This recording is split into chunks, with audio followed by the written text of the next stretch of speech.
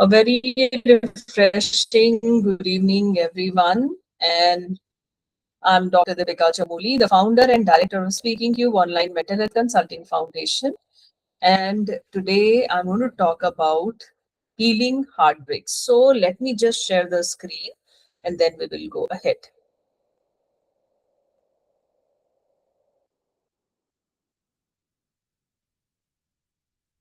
Let me know if my screen is visible.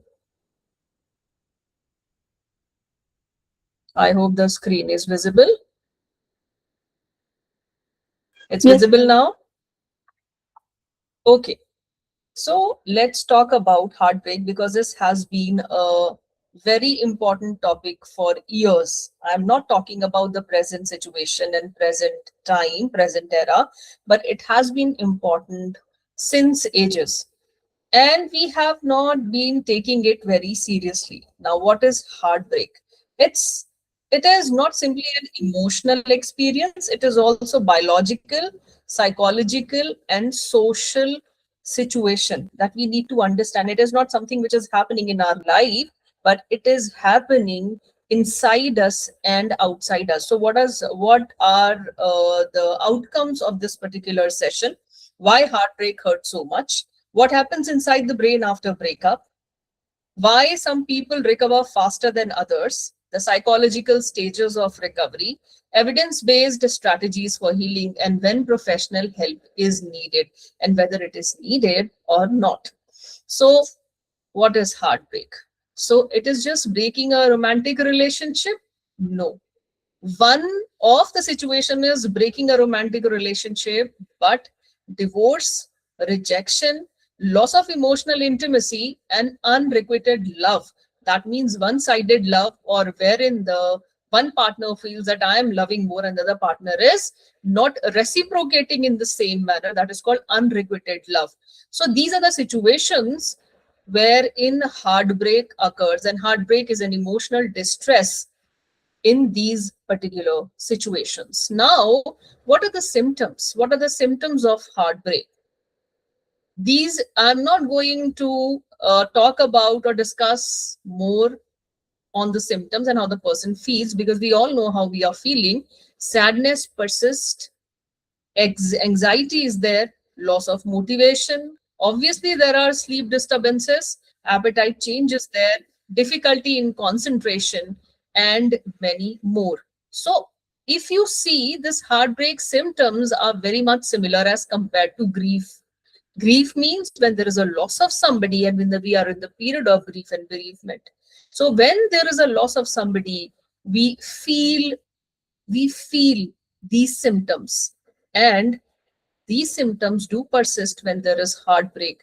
It can be because of your romantic relationship, it can be because of divorce, it can be because of unrequited love and situations like that. Now let's talk about why is it happening and why we are feeling these kind of symptoms, why it hurts so much. So let's talk about the biological aspect, because we have discussed that it is also a biological phenomenon, not only a social phenomenon or a psychological phenomenon. So here, the brain, there are certain areas in the brain. So anterior cingulate cortex is the area of brain. Basically, so it is responsible for your emotional processing, your empathy, conflict management, and many more. But these are the major functions. Then there is insula, which is responsible for emotional awareness, introception, integration of emotions, and bodily sensations. I'm going to talk about these areas when we will discuss the management. Prefrontal cortex. Prefrontal cortex is the frontal region of your frontal lobe, which is basically responsible for the higher level cognitive functions, higher level mental functions, executive control, planning, decision making, impulse control, learning, memory. Everything is being controlled by this particular area. Then there is amygdala. Amygdala, which is one small part but is responsible for your fear, for your fear detection, depression, stress, etc., threat, right? And emotional memory is also controlled by this particular part, which is amygdala. So you have been basically listening to a lot of characteristics of amygdala, one being amygdala hijack. So we keep on talking about amygdala hijack a lot nowadays. So amygdala is very important because it is responsible for your fear control. Then there is nucleus accumbens, which is responsible for your reward processing. And reward, we feel whenever we complete some task, there is a reward system inside our brain, right? And because of that, a reward system, we feel good whenever you complete even a very small task. Why? Because that dopamine is released, and dopamine is a neurotransmitter, which is one of the neurotransmitter which is responsible for this reward system. So pleasure, motivation, and reinforcement learning is being controlled from this particular area. Now there is heightened activity in these areas as far as this heartbreak is concerned, which is why brain interprets brain interprets rejection as pain, brain interprets heartbreak as pain. And therefore, those who have gone through heartbreak, they feel as if there is an excruciating pain and they are not able to control it. Now, let's talk about love, because when can you have a breakup? Whenever you are in a situation which is known as love, whenever you are experiencing or you have experienced love, and that situation is breached for some reason, right? So love is a powerful brain state, and this romantic love activates dopamine reward pathway, and dopamine reward pathway plus ventral tegmental area, which is again responsible for dopamine reward pathway, and nucleus accumbens, as I have already discussed.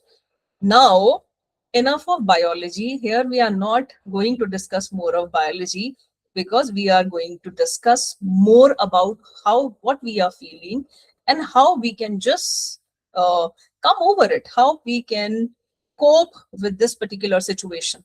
So love creates motivation. We all know that. Love gives you reward, internal reward, and there's an anticipation of emotional dependence which exist when you are in a romantic relationship. So basically, love functions similar to motivational system. It is a motivational system because then we feel like to do something for ourselves. But when there is a breakup, it is just like a withdrawal from this system. Now you were very happy. The dopamine reward system was working very fine. Everything was fine, and suddenly the breakup happens and the dopamine goes down. Now dopamine is a neurotransmitter which is responsible for your breakup. Dopamine is a neurotransmitter which is responsible for your reward system, and oxytocin is responsible for love and compassion. Your serotonin is responsible for your sleep, and your cortisol is responsible again for your complete body system, as it is a steroid stress hormone. Therefore cortisol is known as a stress hormone. So dopamine goes down, oxytocin goes down, serotonin changes up, down, either too much of sleep or too less of sleep, and cortisol goes up. That means a stress hormone goes up, which is why you feel craving, you feel obsession, you feel emotional instability and anxiety, and therefore you just pick up the phone and want to scroll and check the Facebook page or the Instagram page, or you just want to stalk the partner. And that's why the emotional dysregulation happens. And many researchers compare the heartbreak to withdrawal from addictive substances, because addictive substances and heartbreak condition is very, very much similar, right? Because what is it activating? It is activating the dopamine reward system, which is responsible for us to be happy, which is responsible for us to be motivated. Now let's talk about the stress responses that you feel when we are in heartbreak. So one is increased heart rate, elevated cortisol. Elevated cortisol means the elevated level of stress leading to high cortisol in the blood, sleep, and therefore sleep disturbances are seen. Too much of sleep, too less of sleep, disturbed sleep, but not peaceful sleep. Then there is fatigue just because you are not sleeping properly. Poor immunity because the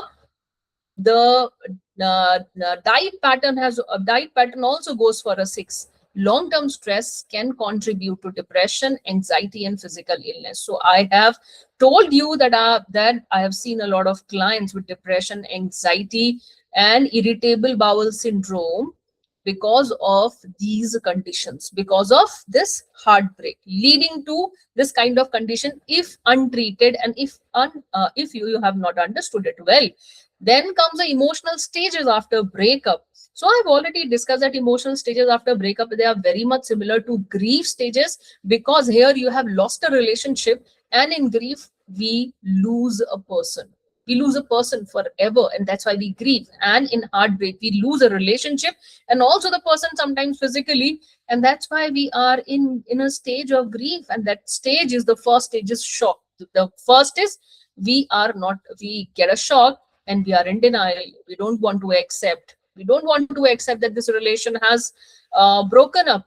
We don't want to accept. We want somebody to just mend this relationship. And then we go into or move forward to denial, that how can it happen to me. How from denial we move on to anger, that how can it happen to me, and how that person has just uh, uh, shared the news of breakup, why there is no closure. And then we start bargaining. We start talking to the person, or we start talking to the person around, the people who are around that person. And then there is a sadness, and after sadness is acceptance or acknowledgement. That means now you are aware that, okay, the breakup has happened, and now I accept that breakup. And once you accept that breakup, then only growth can happen. Otherwise, there is no growth. So people most of the times do they get stuck to either bargaining, or they get stuck to either sadness, or they get stuck to anger. Now if the distance between, or the difference between denial and growth is too long, this is problematic, and this leads to mental health disorders. Now, moving ahead with the 7 stages of breakup that we have already discussed: shock, denial, negotiation, isolation, anger, acceptance, and hope. And hope leads to growth. Now, we keep thinking about our ex. When it happens, we keep thinking about, and we want dopamine reward. We yearn for dopamine. We want to be happy like we were happy earlier. So dopamine craving exists. There are unfinished narratives. A lot of unfinished narratives are there. And we feel that there is loss of identity, because we have seen ourselves with the person. Probably we have seen the future with the person. And therefore we feel as if there is a loss of identity, not paying heed to your own self, but only paying heed to the relationship which is broken. So at this point in time, we are only thinking about the relationship. We are not thinking about us. And there is emotional uncertainty. Emotional uncertainty because of the emotional dysregulation, because we are not able to regulate our emotions. And then the brain wants closure. The brain seeks closure, and brain says, I want closure. How can he do that? How can she do that to me? At least I want closure. Now, most of the time, the problem is not the good things, not the bad things, but the good things. In memory bias, and most of the times in heartbreak, memory bias is there, because we think about the good memories. We don't think about the conflicts. We don't think about the problems, and we don't think about the incompatibilities that we have with the person. And therefore, this is called rosy retrospection.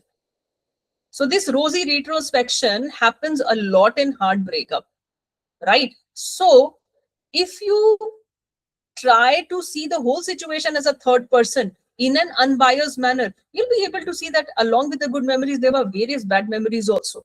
and probably the bad memories were more, and therefore this relationship could not work. But our brain goes to the rosy retrospection. It does rosy retrospection. And then what happens during breakup? So when a romantic relationship ends, the brain doesn't immediately switch off. It doesn't immediately switch off the reward system. Okay. The expected reward, which is the partner, leads to craving, emotional pain, obsessive thinking, and strong desire to reunion. So there is a scientist, Helen Fisher. She has worked a lot on breakup, the psychology, the neuropsychology of breakup. And she says, and she has compared this to withdrawal from an addictive substance. She says that these two are very, very similar when it comes to the neuropsychological aspect, neurocognitive aspect. Helen Fisher's recommendation for healing after doing a lot of researches, experimental researches on heartbreak, are as follows. Now, what are these? Accept the breakup rather than repeatedly seeking contact. So most of the times what we do, seek contact. She says, okay, take a break for 30 to 90 days, and for 30 to 90 days, do not keep any contact with the person, because this will slowly reduce the dopamine craving which your brain desires, and acceptance will become more easy. So accept the breakup rather than repeatedly seeking the contact. So most of the times what we do nowadays is we just stalk the person on social media, because everybody is on social media.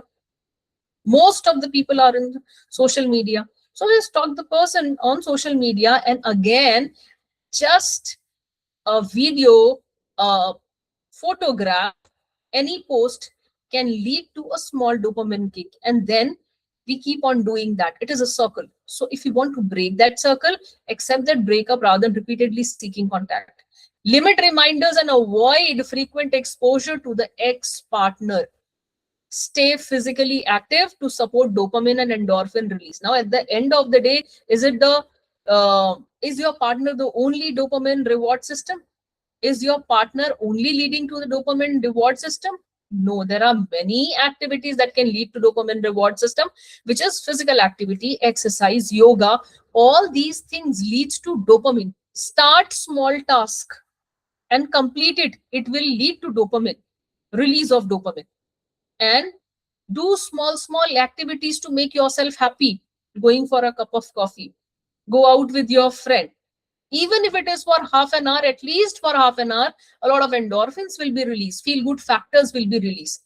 So try to enhance your dopamine and endorphin concentration in your body. Spend time with supportive friends and families, because again it leads to high rush of dopamine and endorphin.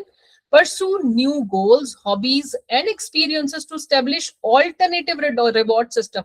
Now your reward system has gone. Your reward system, your partner has gone. That relationship is not existing. Now it's high time to find a new alternative reward system. Maybe start learning something new. If you'll do that, suppose you have started going for golf, you started going for tennis, you have started going for swimming. Now what is it? It will try to rewire your brain to a different reward system. And after some time, say after a month, your brain will switch to that alternative reward system, because that is your present now. That is your here and now. Give the brain time to adapt through neuroplasticity. That means the brain takes time, but you can change the way you think. Now, let's talk about it in detail. What I have discussed is what Dr. Helen has mentioned as far as her researches are concerned in her work. So social media makes it worse. And yes, because it leads to emotional triggers, it leads to comparison, it leads to false hope, and it leads to delayed healing. Because every time you will see it, you will get a dopamine hit, and then the dopamine will decrease, the endorphins will decrease, and it will lead to the disturbance in your daily routine. Then there is an identity crisis. So whenever there is a breakup, It leads to your disruption of the future plans, because you are not or you have not seen you as you or I. You have seen yourself as we. You have thought about as yourself, along with the future plans, with the daily routine, social circle, what people will say, etc., etc. But remember, recovery requires rebuilding identity. You are affected, you are impacted because you have not thought about yourself. You have not kept yourself as your priority number one. If you have kept yourself as priority number one, the impact would have been much lesser. Then comes the emotional regulation, which is maybe how can you do it? How can you cope with the emotions? Name that emotion. Say, I'm feeling sad. I'm feeling disgusted. It's okay to verbalize. It's okay to name emotions. Sometimes I do not know how I am feeling. So just focus on the feeling, focus on the emotion, and give a name to that emotion. And that will lead to the release, that will lead to emotional release of that disgusted emotion. Then what else you can do? You can do journaling. When you write whatever you want to say to that person, whatever is um, not resolved. If something is not resolved with that person, please write. Resolve it from your end. You are writing it on a piece of paper. It is not going to harm anyone. But whatever emotions you have, those emotions will be released. Mindfulness. Try to focus on each and every emotion, each and every feeling that you are experiencing at that point in time. Do 5 minutes of mindfulness breathing, which is important. Just be with yourself with a thought that I am rejuvenating myself, I am strengthening my mental and physical self so that I can cope up with the situation, because I can only take care of myself. I'm my first priority. And then self compassion. Self compassion is extremely important. So just be compassionate to yourself. Do not just sleep continuously or eat, just leave eating, or not eating nutritious food, or not sleeping properly. That means not taking care of yourself. You should be compassionate to yourself. Remember, when a heart breaks, then only you can give rise to new healthy emotions. So anything which breaks, when an egg breaks, it gives rise to right? Chickens. So a new emotion can arise from a heartbreak. A heart which is broken knows much more than the heart which is not broken, because you have already experienced it. So it's an opportunity. Grab the opportunity, see it as an opportunity. And when you see it as an opportunity, you challenge your thought. Challenge your thought, whatever negative thoughts are coming. So the negative thoughts can be, I will never love again. It can be a negative thought, very, very common negative thought. But, but do you think that generalization is good? Do you think so? Because generalization is not going to help. This is one situation. This is one relationship. This is something maybe you have experienced once or twice. Therefore, it is important to challenge your thought. If your brain is saying, I'll never love again, then ask your brain, what is the evidence? Is this the only situation? Is the first situation? Try to come down to a balancing thought that now, whatever negatives were there in the relationship, I will keep it in mind. Whatever positive were there in the relationship, I will keep it in mind and switch to a healthier emotion. Every time the situation is not same, remember, and every time it is not heartbreak. Now, be self-compassionate. So many people experience heartbreak and I will also recover, rather than thinking I'm the only one who has experienced heartbreak. So self-compassionate means be compassionate to yourself.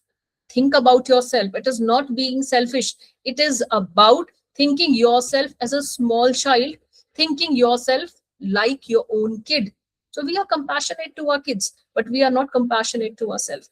Research consistently shows that self-compassion is associated with greater emotional and reduce rumination, right? It is very, very important. So if you want to regulate your emotions, you need to be self-compassionate. And if you will not be self-compassionate, what do you think that the person will be self-compassionate? No. First, it is you. And then mindfulness. Mindfulness, you just have to sit or close your eyes just for to start with 30 seconds, and if you can go up to 5 minutes, well and good. But start with 30 seconds, close your eyes, observe your thought. Wherever it is going, let the thought go haywire, wherever it is going in any direction. Just move your awareness with the thought. Do not react. Accept that it is a thought. It is nothing which is happening. It is just a thought which is happening inside my mind. I'm okay, right? Accept it. Once you do that and release that emotion, it will give you a sense of lightness. And this is the sense of lightness that we are yearning in heartbreak. Now, exercise help a lot during this particular period whenever you are in heartbreak. Why? Because whenever you exercise, whenever you complete a set, it's a small task. The moment you have completed a set, dopamine is released. The moment you have completed your exercise, you feel happy because a lot of endorphins are released, feel good factors are released. Dopamine is responsible for your pleasure, and your feel good factor is responsible your happiness is for your happiness. Serotonin, endorphin, serotonin is good for your sleep, right? So when you exercise, all these are released and brain derived neurotrophic factors after, even after 30 minutes of walking. So when I'm saying exercise, it is not gym exercise, it can be anything, yoga, uh, some movement, etc. Then comes sleep and nutrition, because this is something that goes for a six. This is something that goes for a six whenever we are in a period of heartbreak and whenever we experience heartbreak. Because there is anxiety, there is negative thinking, there is emotional dysregulation, heightened emotional sensitivity because of, I've already discussed the different parts of the brain which are responsible for it. And hence, your nutritional support is not taken care of. So remember that you need to eat healthy. Do not eat junk, because the junk will not have vitamin B12, vitamin B6, your iron, your calcium, D3. All these are responsible, and hydration. All these are responsible for your psychological health as well. So people nowadays are eating a lot of supplements to be psychologically healthy. Eat it, but under the guidance of a doctor. Vitamin B12 is directly responsible for your mood. It impacts your mood. So remember, your hydration, your vitamin B12, calcium, D3, iron should not be less. You should not be deficient, and it can happen only when you are eating a rich diet, right? So if you are eating a rich diet, it is a gift that you are giving to yourself to be healthy, and it will lead to brain recovery because you'll sleep well, you'll take care of yourself, and it will lead to enhanced or good mood regulation. Now, it is seen, rather Dr. Helen Fisher, who has worked on heartbreak, she has already discussed about it, that after heartbreak a lot of people go into PTSD, post traumatic stress disorder. But it is seen that it leads to post traumatic growth also. Not always it is a post traumatic stress disorder, it leads to growth. It makes people more resilient. That means they are stressed because of the condition and they come back within no time. And this is what is called resilience. The elasticity of your brain increases. These kind of people are more emotionally aware. They understand emotions well. They are better communicators because they have experience, more selective in relationship, and that's why it is happening now. Maybe the relationship that you will fall for next is going to a close to perfect relationship, because you'll be aware of what you want and what you don't want, because the initial relationship is just like that. And then heartbreak can become a turning point in changing the thought process of the person, leading to post traumatic growth. Plus, this post traumatic growth can also lead to rebuilding identity, because you have not thought about your identity. You have only thought about the other person. You have only thought about the relationship. But when you are in relationship, there are two people. One is you, the first is you, and the second is other person. But you have always thought yourself as a unit. You have always given priority to the other person. So now it's the time to give priority to your own self. Learn new hobbies. Learning is very important. I always tell my clients, rather, I have motivated my clients always to just do solo travel, because a solo travel makes you a refined person, a mature person, and a person who is more accepting rather than expecting. Travel changes travel changes the brain a lot.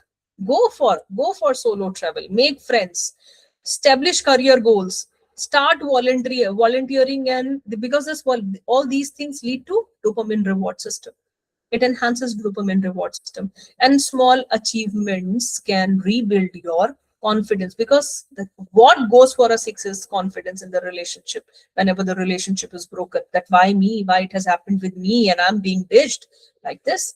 There was no problem in you, but the relationship just never worked, right?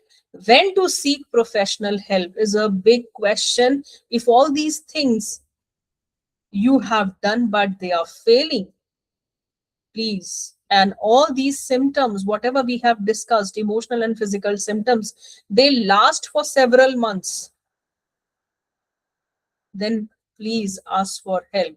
Daily functioning is declining, persistent hopelessness is persisting, self-harm thoughts are there, substance misuse is there. Professional therapy is the only solution.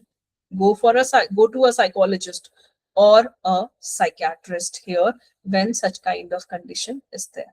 This is the only situation when we need help. Remember, we can heal a broken heart because both the pieces are with us. And only when the heart is broken, then you can see a new view, then you can have a new perception towards life, then you can see life in different colors. So this is an opportunity now. Take it as an opportunity. Do not feel that you're the victim in the situation. Feel that you are in the hero in the situation. It's okay. It's okay. It has happened. It has, because of this situation, I have felt negative. Feel negative. Feel whatever emotions you are feeling. And then after a point in time, after accepting the emotions and feelings, move forward, because this is not the end of life. You are your priority. Nobody else is your priority. You are your priority. Even if it is after divorce, you are your priority. Think about yourself. Now, this is a practical recovery plan which I have created. Simple activities which you can do for 4 weeks and you'll be out of whatever situation you are in. For week one, give some time to accept your emotions, because the emotions are, if you want to cry, cry. It's okay. So accept the emotion, accept the negative emotions that you are being rejected, dejected, whatever, accept it. But reduce the contact, as I have already discussed. And by you need to reduce the contact, that also scientifically we have discussed. Reduce the contact with the person. Start taking proper sleep, because this is the one that goes for a six. And hydrate yourself. Eat healthy. For week two, start journaling, start doing exercise, running, yoga, join something, and try to connect with people socially. In week three, start challenging your negative thought process, because this is the time when you have started accepting things. You are over denial, you are over bargaining, and now this is the point when you can challenge your thought process. that why I will not get a better person.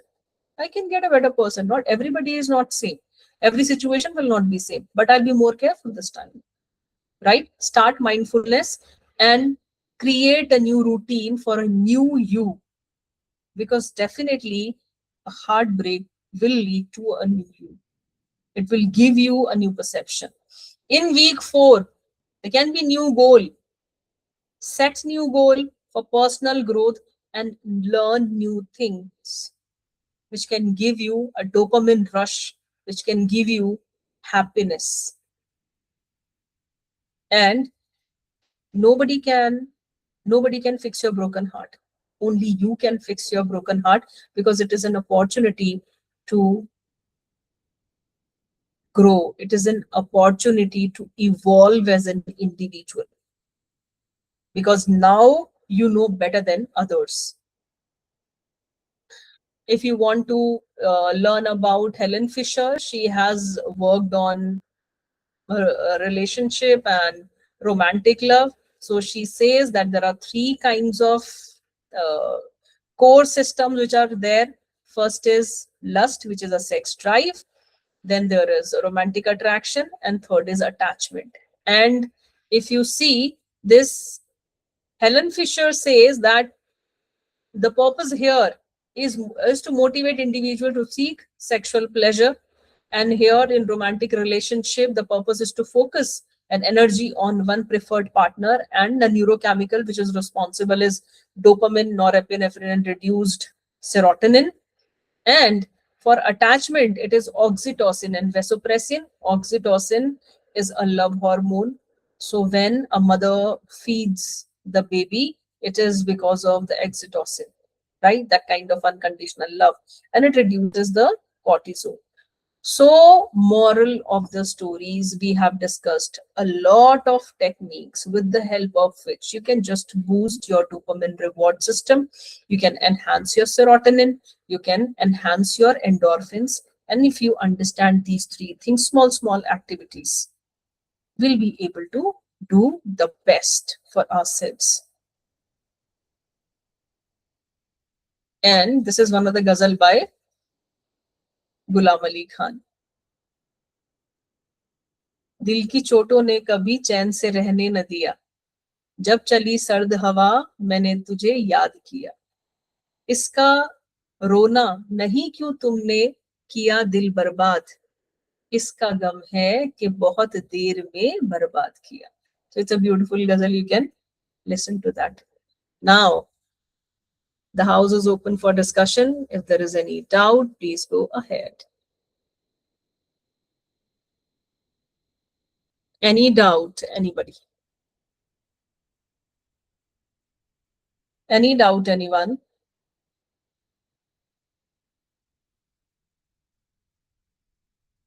Yes, no, you can just type in the chat